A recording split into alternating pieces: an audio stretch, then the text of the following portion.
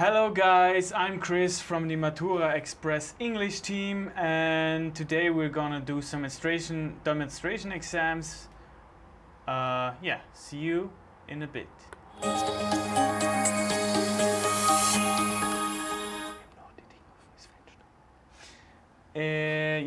I'd like to welcome you to another Matura Express stream. I think we need to close the window. However, our topics today are education and advertising, as you already know from the introduction or the thumbnail.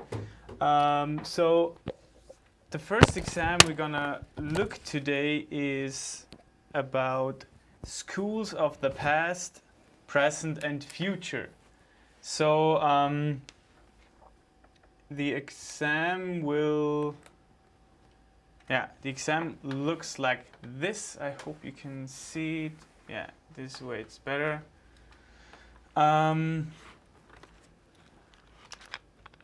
As I've already said, the exam is about schools of the past, present and future, about the topic of education. I think I have to move this window here since it doesn't work with...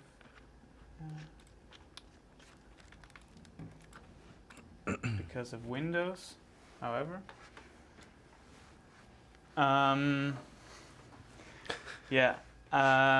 As always, the exam starts with the introduction. Then it moves on to task 1, in this case, which is about modern education, the modern education system. Then the situation. You're an advisor working at the Ministry of Education in Austria. You have been asked to hold a presentation in front of an international audience, which are the examiners, in this case, as always, at the conference about modern education systems. So your task then is to include the following 3 bullet points: an overview of the Austrian education system, how education has changed over time, the future of education in Austria. And then, of course, the second task is the role-play dialogue, which is about free schools and alternative schools, with the attached article, which you can find in the description below, which is about Montessori teaching, better than traditional schooling or not. And in the end, there is a follow-up discussion where you're not in your expert role anymore. And you will be given a certain amount of questions from the board of examiners. So we will jump right into the exam, and I jump into the picture. And we have our examinee today. Here today, So, which is Dominic. Yes, hello. Dominic, please introduce yourself. Yeah, hi, my name is Dominic. I'm 28 years old. At the moment I work as a chef in a restaurant, and I decided to take the A-levels here at the WiFi because I want to study politics, and I'm very super interested about the topic we are going to talk about today, because I'm interested in politics and I want to know more. Also, my uncle is into politics and he works also in the local government, and over time I just realized this is something I want to do as well in my future, and first I need to get this degree before I can start off with working there as well. This degree here and then the university degree, obviously. Yeah. Nice. So very interesting. Politics I've very seldom examinees that want to study politics actually, because Really? everyone thinks politics isn't important and it's boring. It is absolutely important. Yes. Because me in future will decide for other people what they will do and what's good for them, and you need to be prepared for such a job. And this is why I want to know more about it, and also the theoretical part of it, and maybe I can have an internship somewhere. That's the big plan. Then somewhere abroad to have a look at another system. Ah, yeah. And systems is the topic of today, isn't it? Yeah, maybe you will have an internship at the Ministry of Education. We'll see. Maybe. I send Never you a say never. postcard. I send you a postcard Yeah. if so. But Vienna is a beautiful city, so. Mm. So we're gonna start with the first task, Mm-hmm. and just start your monologue whenever you're ready. Mm-hmm. All right. Yeah. Thank you very much for having invited me to this presentation. I'm very honored to be here, and today the topic is education and the future, present, past, and future of education. That can tell you we're still living in the past. Over these 200 years, if we have a look at education again, education systems have not really changed at all. We are still sitting inside of the classes most of the time in most of the schools, and there's a teacher in front of us, and that person teaches us. Yes, there has been some change in terms of that the learner is in the middle. It's a communicative approach to learning. However, there are more ways to approach the process of learning at the moment. I want to start off first with Austrian education systems. We are clearly divided into the primary school, secondary, low and higher secondary school, and then obviously higher education in form of universities. If we have a look at these and look at these right now and look at these in the past, it hasn't changed much. Yes, we've got now computers, for example. There are schools that have the possibility that every and single student has an iPad or a tablet, if you want to call it like this. But the real thing about it is we are still sitting inside these four walls, and the step outside in the world to be in touch with where learning actually could happen and where one could experience learning firsthand is not happening at the moment. Although there are movements at the moment that point to another direction, like for example, we are going to talk about Montessori afterwards, which is one of the examples, obviously.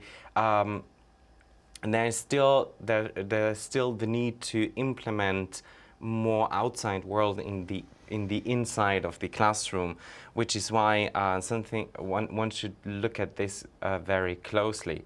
For example, looking at biology, we are surrounded by forests all over, and for my part, I conducted a research project how many teachers actually really leave the school building to experience nature and what surrounds us firsthand.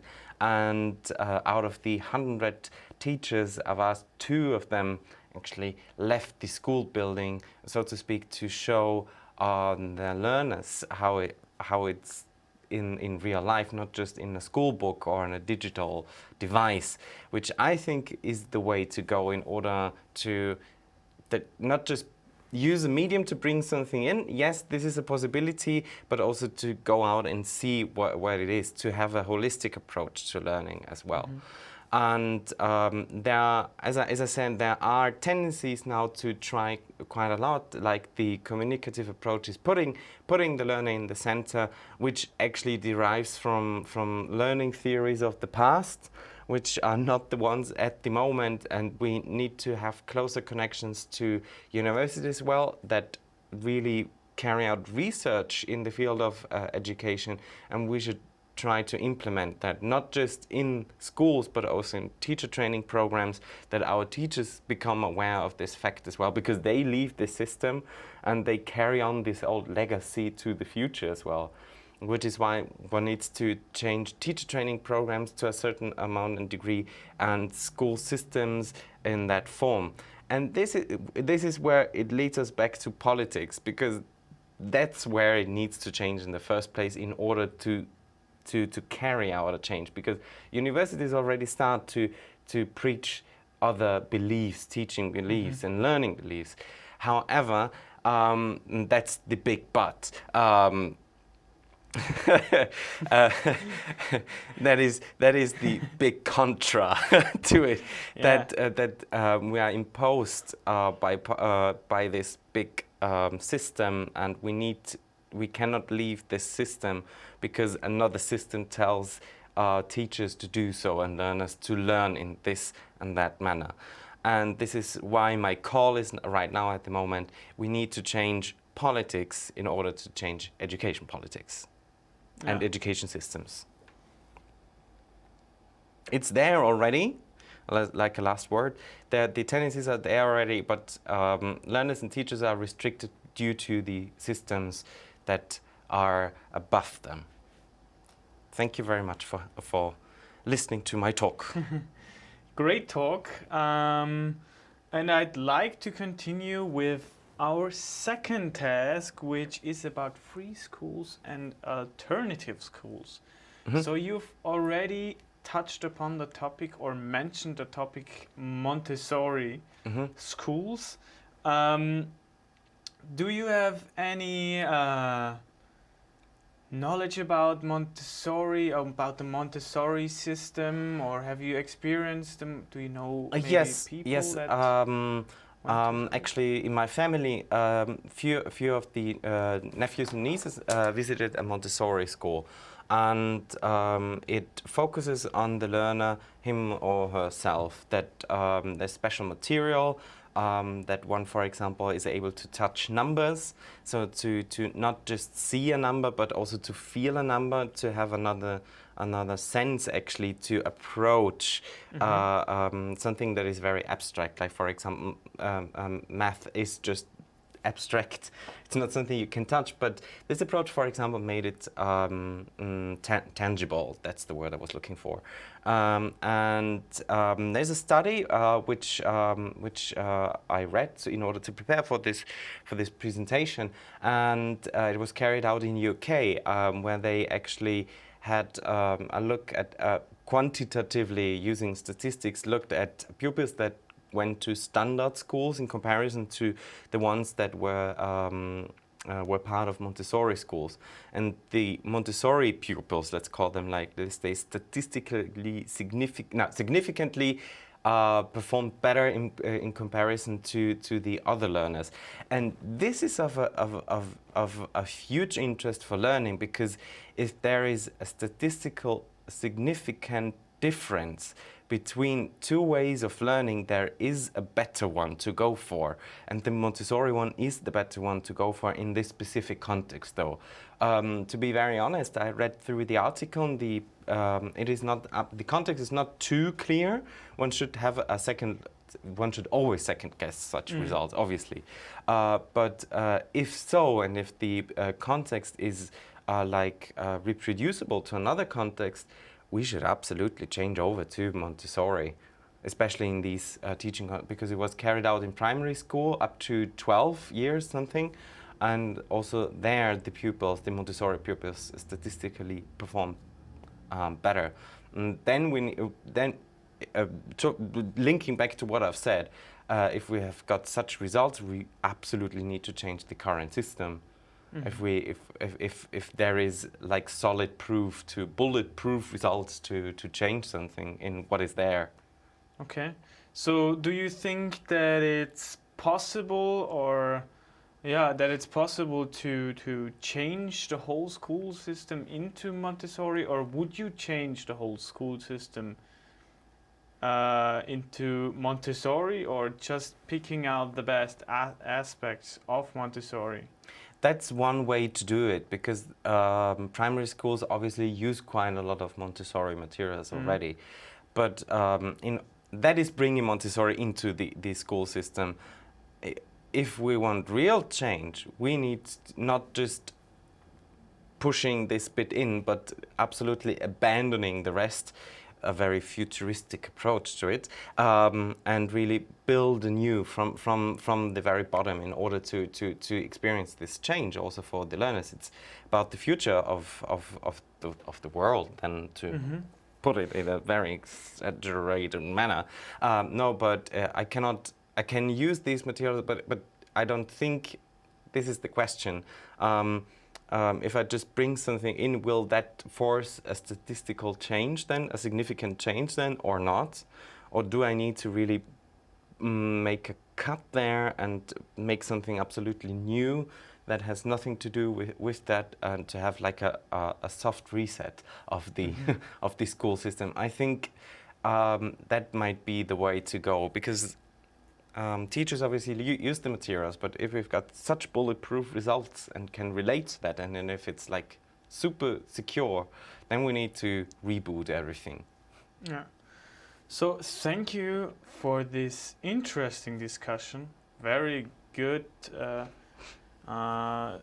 aspects we talked about, the education system in Austria especially, and internationally a bit. And in the end, now I want to ask you some personal questions, some follow-up questions, and therefore I've decided also on the topic education. Yes, of course. Do you think that politicians nowadays doing the right thing to our education in Austria? No. No, simply not. No, as from let's put it like this. You've heard of the Deutschklassen, so the Yes, special yes. classes for people that come to Austria. I just call it Deutschklassen. I know the English term for it, but just to make a clear reference to it. This is actually a step back to what we already had, because it is excluding learners from from learning contexts. They actually suggested that in order that the more successful students stay successful, and the other ones are split from them, and this actually creates some form of gap, not just in terms of learning, but also in terms of social gaps as well. And this is actually the big thing, because also beforehand there were pupils that needed extra attention, let's put it like this, and teachers are prepared for extra attention pupils. And also on the other end, we've got super successful pupils that also need extra attention, because they are usually bored with what is done. I mean, the spectrum is absolutely high, and just to make a clear cut is not it. There are at the moment also concepts of a holistic school or schooling approach, Gesamtschulen, curriculum. I don't know the absolute curriculum, holistic, I don't know the English term for it. Yeah, that's fine. But there are tendencies to have a complete new look at how to construct it, and Sweden has a school approach or education approaches where older ones work with younger ones. The older ones explain the weaker ones. So in other words, really pushing out the teacher as a teacher, but more like a mentor, to bring him as mentor and to connect the dots that are there, because pupils are sometimes the better source to explain something. What do you think about it? Is this, for example, a school system one could have a look at? Yeah, I definitely fell in love with the Swedish school system. Because it was also a political decision in the first place. Yeah. To And change it definitely. like 100%. But at the very root of this lies, I think, the welfare state of Sweden. So Sweden has always developed, or since the 1930s, the Swedish welfare state developed. So they're really focusing on social aspects, investing money. Of course, they're getting the tax they're getting it from the taxes, but they're investing in school systems. They're investing in people that think about alternative ways, and especially the Swedish school system, as you mentioned, where there are school buildings built with a I don't know the term that. Whatever. Doesn't matter.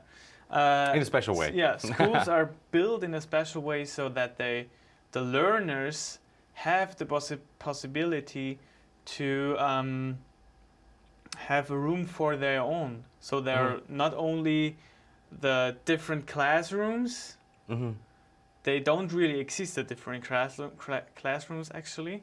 So because they focused on elder students helping younger ones, or vice versa, which also is an important possibility. fact. Yes. And as you've mentioned, and I agree, I totally agree with you. It's very important that students learn from themselves, and if you have because also in real life, yeah. you are in contact with other people of different ages. Let's put it like this. And if I work with elderly people afterwards, I already have a feeling what an older person is like if I have like this contact in already there. Just to over-exaggerate it, but it's something that happens then afterwards in real life as well. Which is why Austria should look at Sweden as well, but most of Europe should look up there as well. Yes, of course. That's we have these antiquated view, or that is that concerns school education, especially when it comes to the architecture from schools of schools. That's where we should start. Of course, you can't rebuild every school in Austria. A soft reboot. Yeah, but if there is the possibility, for example, if they want to refurbish something, they could also think about a new concept and not only just build classrooms and classrooms again. Because that's the old system. Yeah. Okay.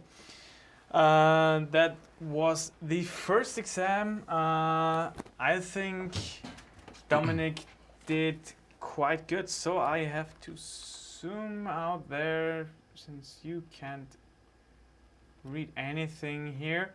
So, of course, the introduction was fine. Just mention what is listed here. Stay calm and be yourself. And then task 1, of course, you're the expert. And I've made some notes here, what I really liked. So overall, task 1 was very interesting to listen to. It was, he had a lot of ideas and concepts. And what I really liked that he, the expert in this case, mentioned that the Austrian school system hasn't changed that much. So at first he outlined how the education system works, or all the steps we need to complete in order to go to the next school or to the next level. And then he had a really critical view of this whole system, which I really liked, and he had a lot of ideas. So be sure to study your tasks and also read maybe newspapers, soak it all in, and then present it to your examiners. And he also mentioned that teachers should focus more about the outside world, integrating the outside world into the classroom. So not only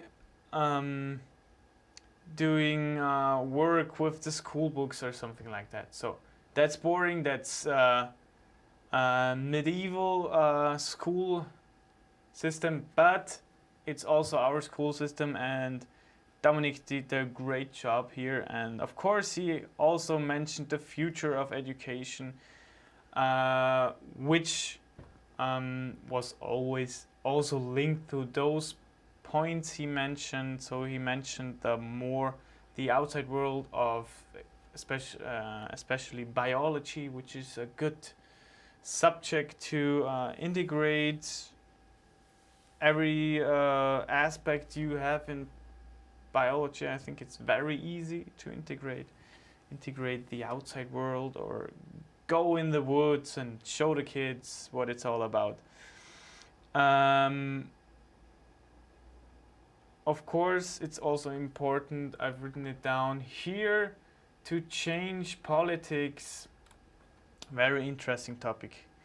And yeah, task 2, let's move on.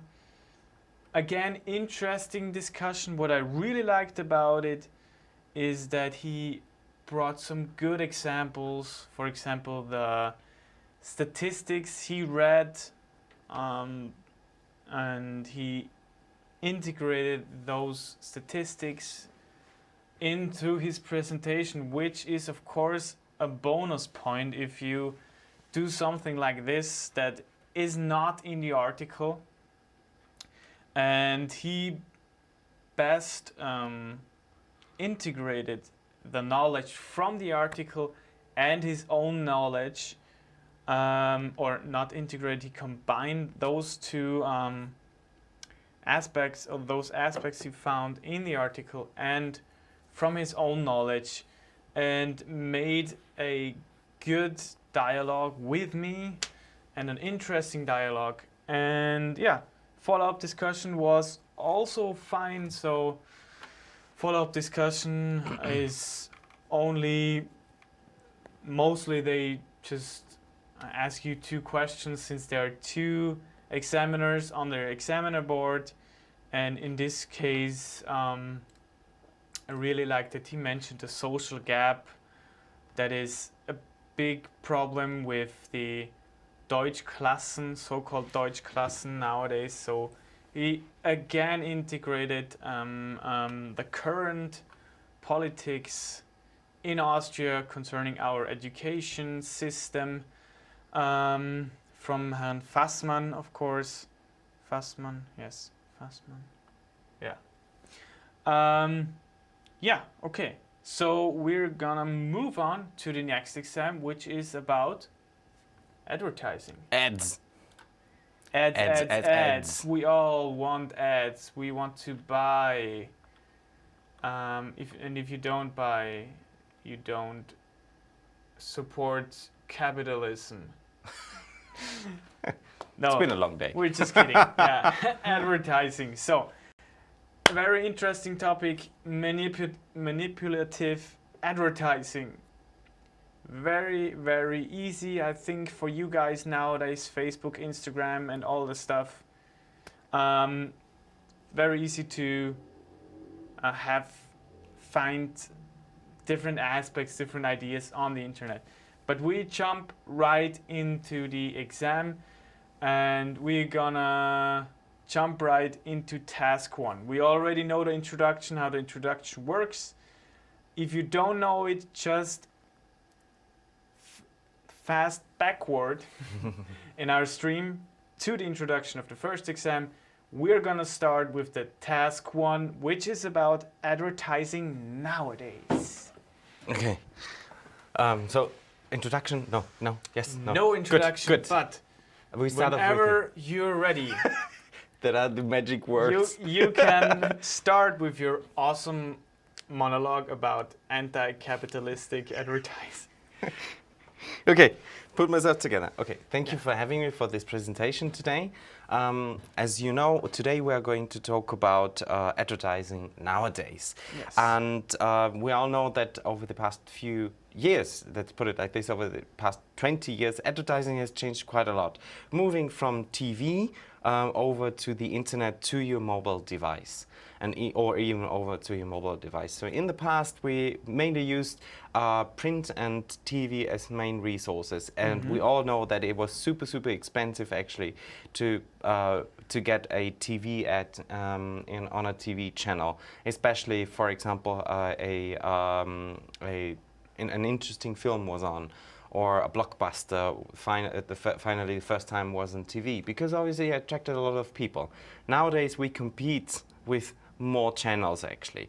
We have the internet in form of PCs that works as a means of advertising, and also your mobile device, because you know that there is like mini advertising as well, using Facebook, for example, via banners, or Instagram via short stories or just stories that are linked in automatically linked into a user's interface without having asked them actually.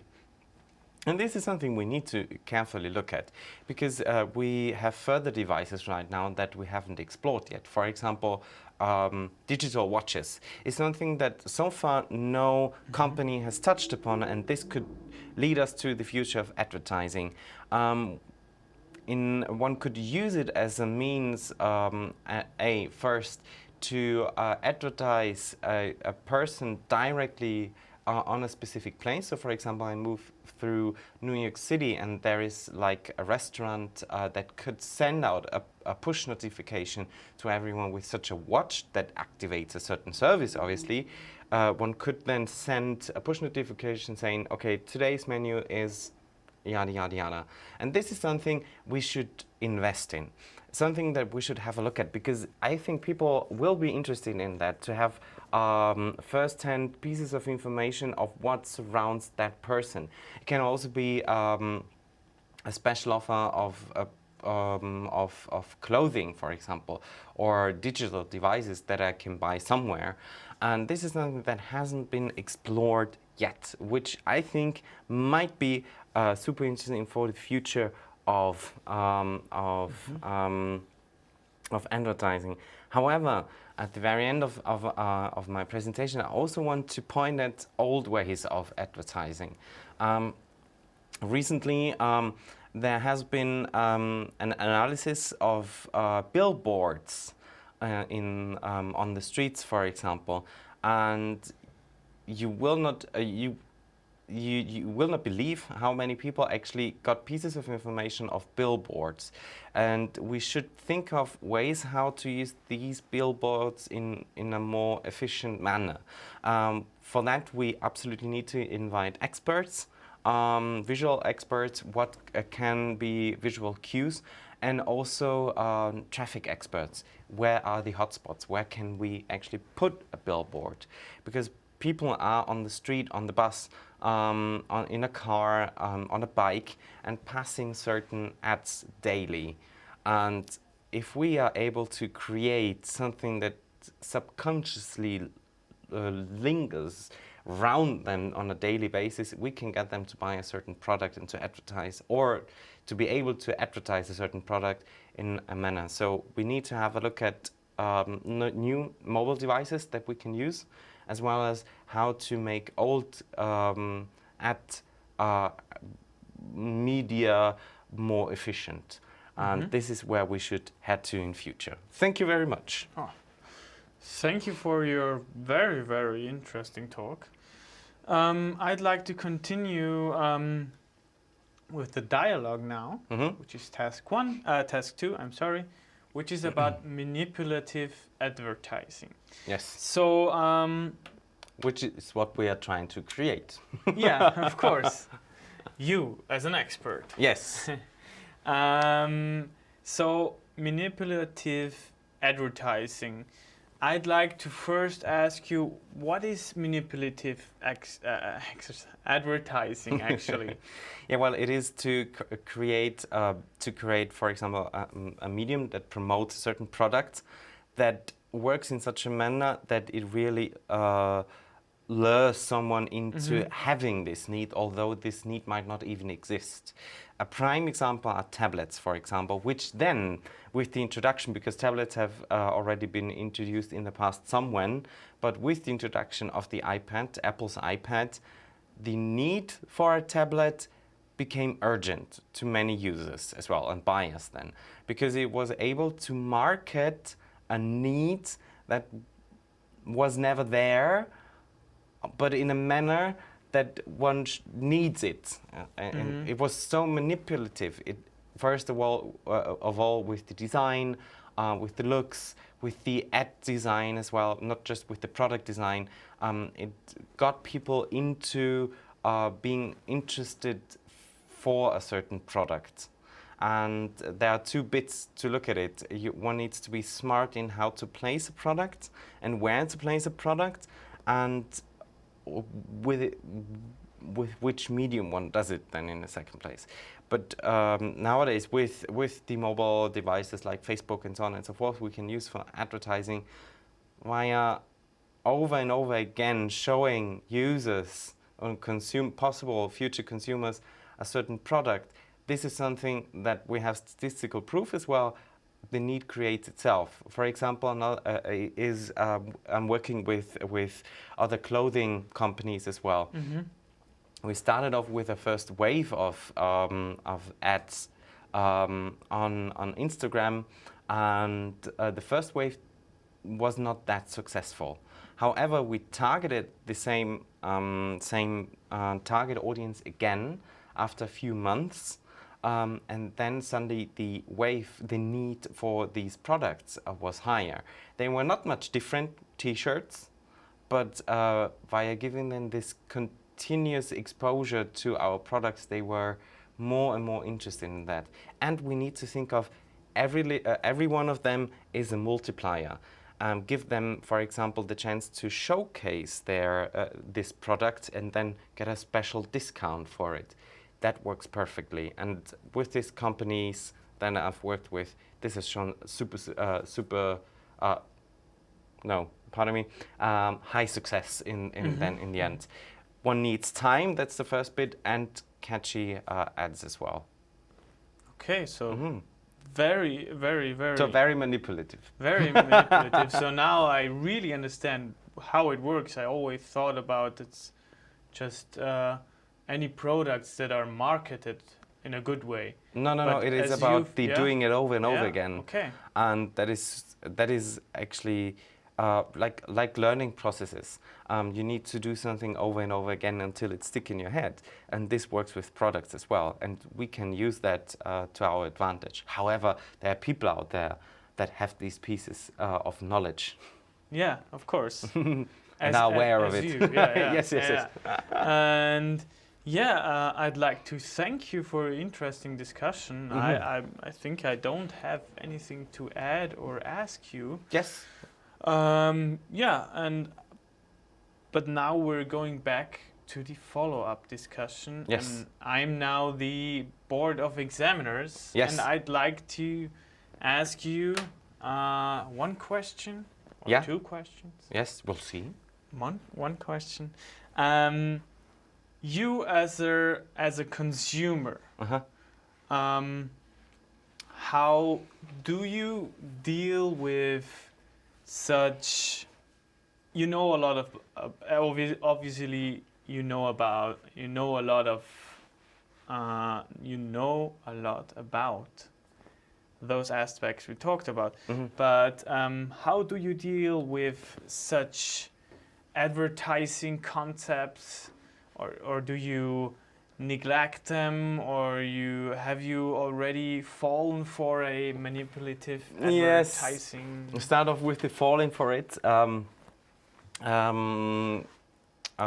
example, talking about T-shirts, this actually happened to me that on my mobile device I used a social app, and I was exposed to T-shirt ads over and over again. And then I suddenly started noticing it, and then it got some attention, and then I had a closer look at it, and I was just like, I like these T-shirts. My banana heaven T-shirt, for example. I've seen it hundreds of times, and then they got me into having a closer look at it. So that was the point when I realized, okay, someone's watching me, and this happened because afterwards, when I started watching it, they actually forced, or they were able actually to force their ads into further media as well. So it appeared then on other social media as well, and you know the banners everywhere that they put inside, blah blah blah. It was there. It was suddenly. They can calculate how much time one spends on an ad. because the internet is just a very interesting place, and you give loads and loads of pieces of information out there just with one click. And with these pieces of information and calculations that run in the background, they actually got me into buying it because I was exposed to it. So what I do is you know, the history, the history, the surf history, you can delete that obviously, which is super tip, because then out of a sudden, for example, if you do it right now and you've never done it, you will get completely new ads out of a sudden, because all they know is then your interest, almost your age, your gender they will know. And then, for example, when I do that, I'm male, close to 30, I get car ads. And as soon as I start to look at music, for example, I get ads from Universal Music, and this and that artist promotes this and that album at the moment, or this and that concert is close by. And this is, I think, is something one can proactively do at home in order to save yourself to create this unnecessary need that might be created through manipulative ads in this place. This or living in a cave. Okay, yeah, that's a good example, I think. It's very, of course, nowadays it's very dangerous. And also to protect yourself. It is difficult because we need to be more aware of how we work with these things, because they are already aware that use these things, and they can use that for their own advantage, financial advantage, pardon me. Financial advantage. Financial advantage. So I think it was really, really good exam. So, but the examiner board will discuss now your grade. Yes. And I thank you. And we're going back to this exam now. So I'm the examiner board and the examiner, of course. So again, interesting exam. So this time we left out the introduction. If you're interested how the introduction works, you can either go to one of our 100 streams of demonstration exams, or you can watch a stream about how to give a monologue and how to structure an introduction, how to give an introduction. So we have everything covered for you guys there. So, and I want to watch no comments so far. If you have questions, ask right now. And yeah, we're gonna discuss this exam now, which is about advertising, manipulative advertising. And the first task was about advertising nowadays. As always, Dominic did great. He managed to mention all bullet points. He outlined what today's advertising looks like. He mentioned the traditional means and compared them with the modern means. So he mentioned print and TV, but very interesting here, he mentioned billboards and the importance of the hot spots, so the spots where billboards should be placed. Very interesting, because billboards seem to lose their popularity, but I think that's still really important means.